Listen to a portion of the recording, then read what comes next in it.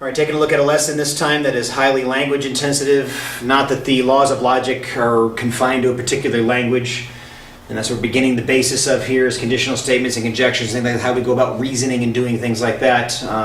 It's just kind of hard to think about your thinking while you're thinking in one language and trying to translate to another. So that's what can make this difficult. So you may need some help in another class if you're a limited language speaker. Dealing with conditional statements, first I'm going to take a look at what they are. We're going to see how we can symbolize them in notation. How can they be manipulated? That's the tough part of the lesson that you'll have to work hard on. True, false. How do we know if they're true, false? It's really not that hard to figure that out. We'll take a look at necessary and sufficient conditions. Then we're going to take a look at definitions as well. Those last two pieces aren't a huge part of the lesson. They're just something we need to get in as a part of all this process. So what are conditional statements? A conditional statement is a statement that has a condition that has to be met in order for the statement to apply to something. So a conditional statement is usually written in if-then form. It doesn't have to be an if-then form. Turtles have shells is also a conditional statement, meaning that you have to meet the condition of being a turtle in order to have a shell. But a conditional statement should be able to be written in an if-then form. If you meet a particular condition, in this case, if you are a turtle, then you have a shell. Is a conditional statement. The condition is the if part. Not what I meant to do. The condition is the if part. And the conclusion or the result of that condition being met is this then part of the statement. So the condition, here's the condition that has to be met, and this is the conclusion that is supposed to follow based on what it is. So if something fits into the category of a turtle, then it's going to have a shell if this statement turns out to be true. Now, these statements have a lot of different ways that they can be written. The most common way is to take some kind of symbolic notation.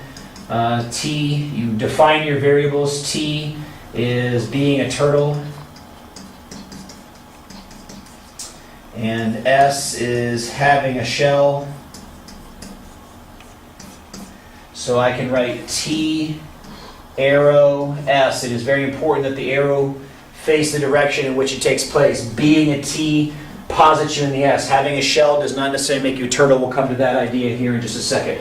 But this is the symbolic notation potentially for that particular statement. So if I have a lot of work to do with this, I can define my variables up front and then go through the manipulations, which we'll actually play with here a little bit in the coming screens. And that's the symbolic notation we'll get to here in just a second. There's a few more symbols that you need to be aware of. So the conditional statement is simply meaning, in this situation, being a turtle implies that you have a shell.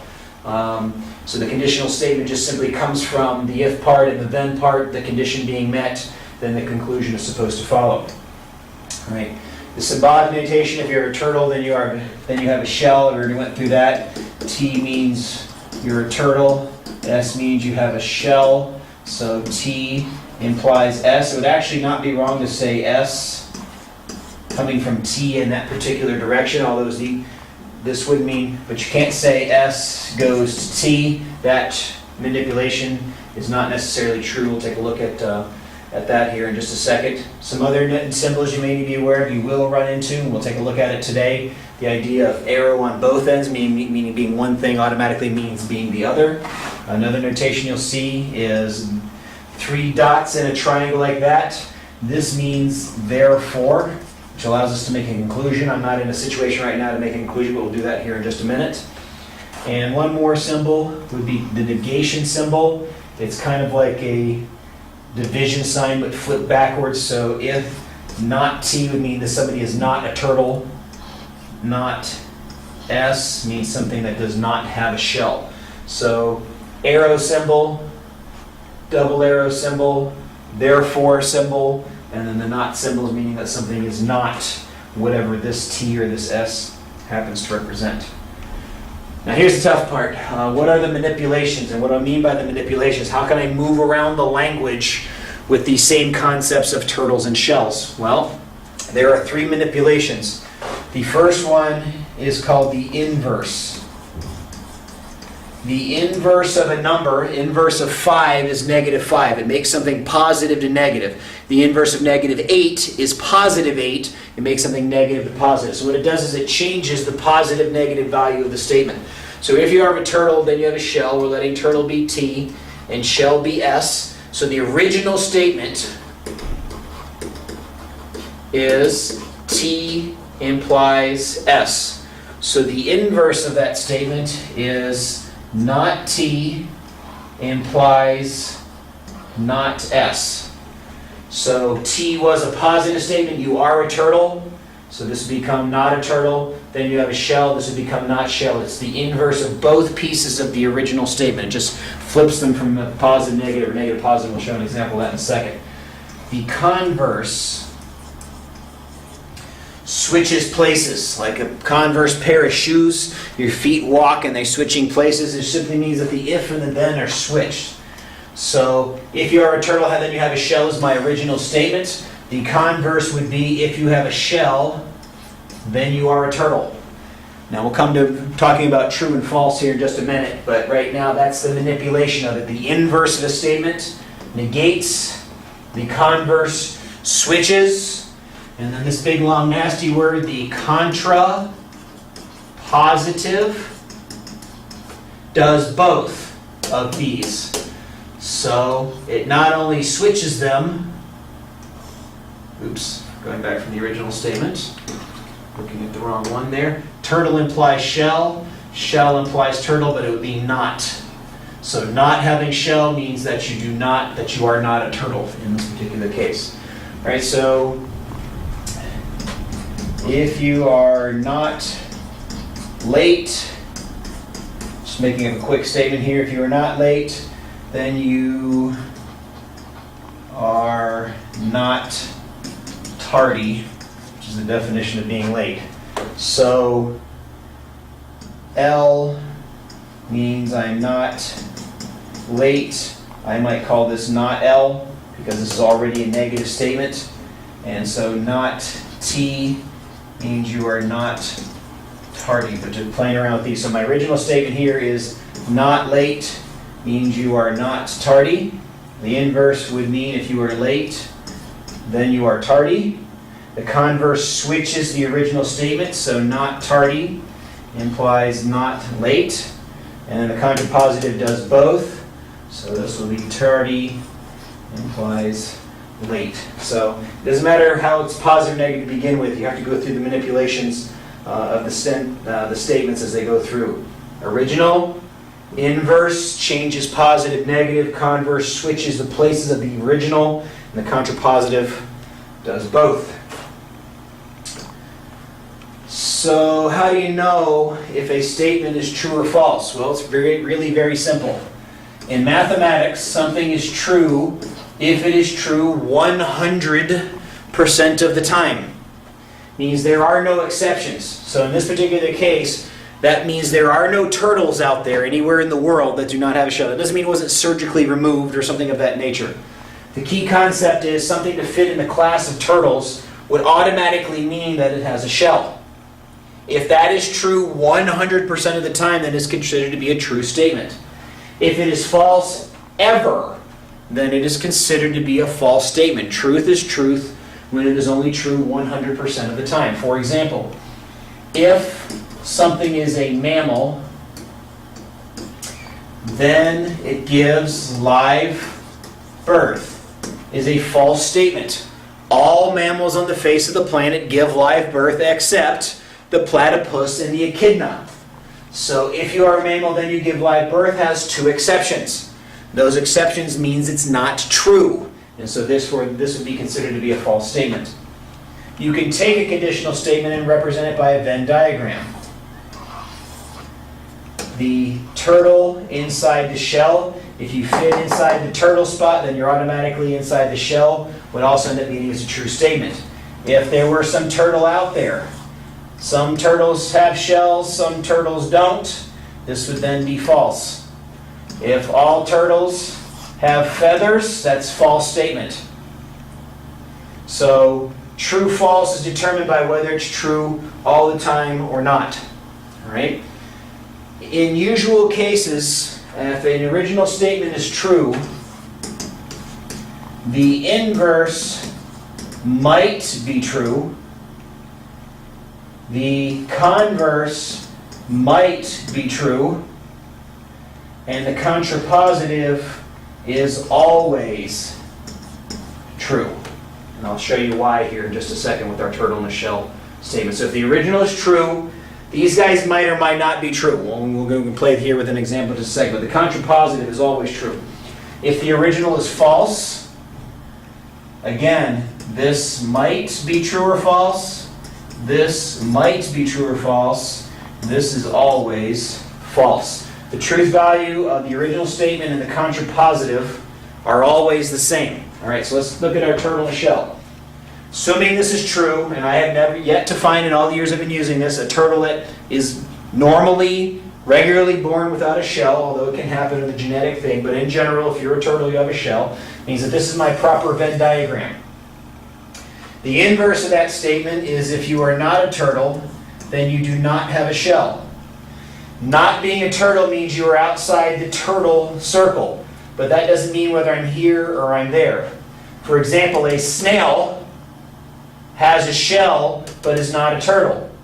A bird doesn't have a shell, nor is it a turtle, so I don't know which conclusion it is. Can I conclude that it does not have a shell? The answer is no, so this is a false statement.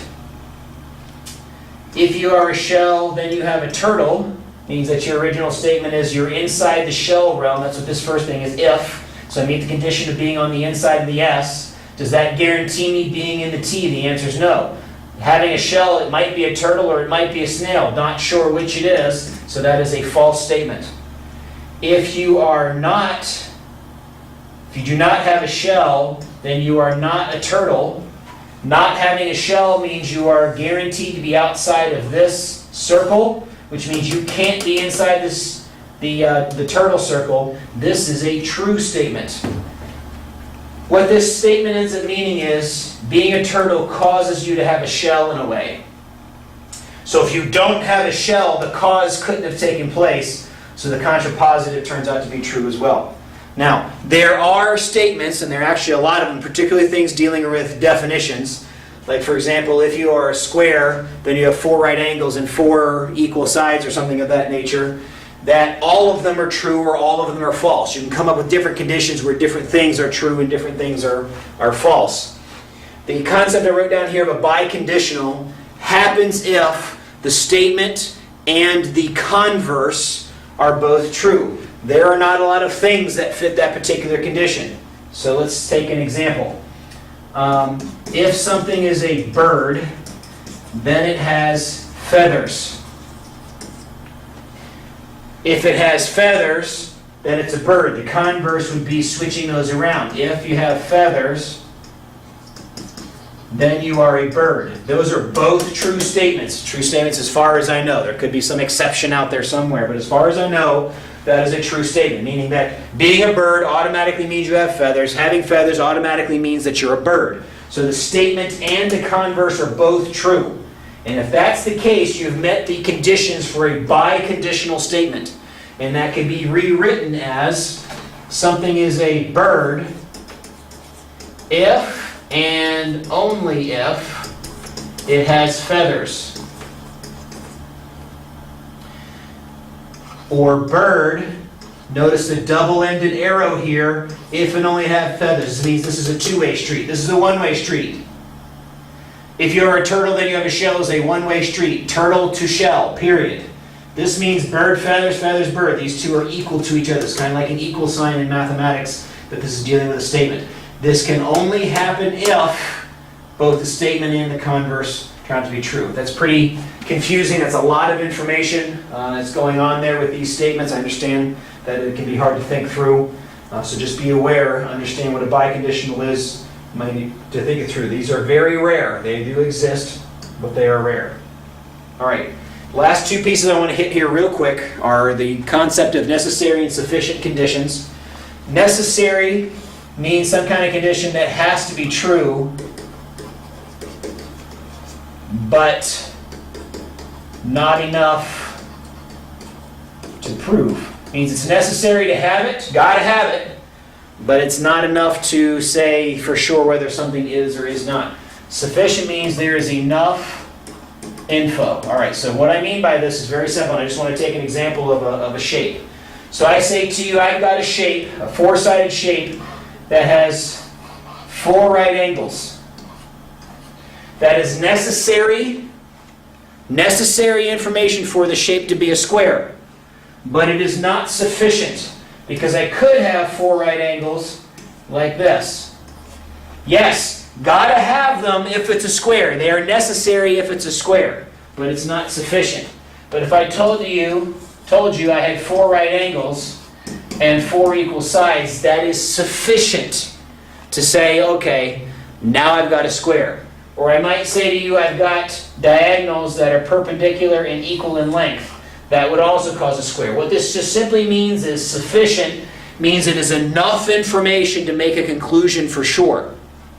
Necessary just means, yeah, gotta have that. If it's going to be a square, that's got to be true, but it's not enough information to guarantee what the shape is. We'll run into that a little bit as we go through looking at statements and particularly proofs down the way. Last piece of information is just simply dealing with definitions. A definition is a good one or a complete one if it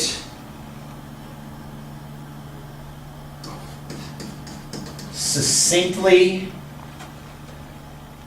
narrows to one word. Succinctly also means short. It's as short as possible, as little information as is necessary to guarantee whatever the thing happens to be, right? So if I said to you, I have an animal that has scales, that does not narrow it down to one thing, right? If I said it has scales, slime cover, and lives in the water, then that might be enough to know that it is a fish. Maybe gills might be necessary there as well. But I could say more about the fish. I could say it has scales, has a slime cover, has water, has fins, has eyeballs, might have teeth, has a stomach tract, and just keep going on and on and on and on. That's more information than I really need. That's still a definition because it does narrow it down to one thing, but it's not succinctly short, meaning it doesn't narrow it down as small as it can possibly go. I could say it has scales, no legs, and lives on land. That may narrow it down to a snake. But scales wasn't enough by itself. So if I want to talk about a shape that I'm dealing with, or something of that nature, and I just said to you round, well, that could be a circle, but it could also be an oval. It's roundish. It could be what we call an ellipse. But if I said it's round and equal all the way around, or equal slope, or something of that nature, and I could come up with a better definition of that. That narrows it down to a possibility that this thing's a circle because an oval is not equal all the way around, or is always curving, or something of that nature might narrow it down to the ellipse. The whole point here is that when you go through and do your vocabulary, do a shape, you got to have enough information that it's only that one thing, but you need to pare down the information so that you have as little description as possible that ends up making that little thing. All right, long, tough lesson. I understand that. Please feel free to talk to your teacher if you have any questions. Anything didn't come across clearly. Inverse, converse, contrapositive, or manipulations of conditional statements. Just know that conditional statements need a condition, then the conclusion is supposed to follow.